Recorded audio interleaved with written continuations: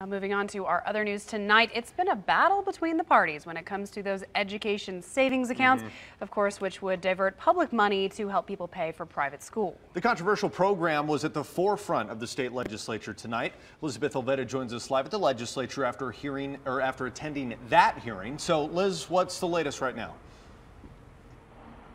Well, Landon, this was the first hearing of Senate Bill 506, which would revive efforts to implement ESAs after the Nevada Supreme Court found that the funding program initially for the program was unconstitutional.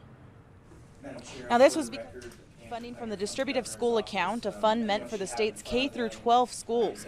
But Republicans believe they may have it figured out with one of their revisions.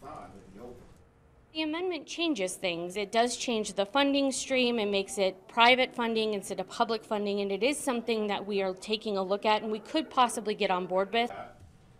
From a zone variance all the way up to the revisions in SB 506 would try to remedy that roadblock by funding the program with private funding from businesses who would get tax credits instead.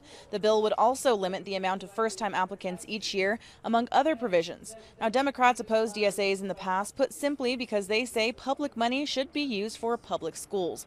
And after more than 3 hours of hearing public testimony from both sides of the aisle, the Senate Finance and Assembly Ways and Means Committee will decide if any further changes need to be made. Covering the story live, Elizabeth Olveda, Channel 2 News.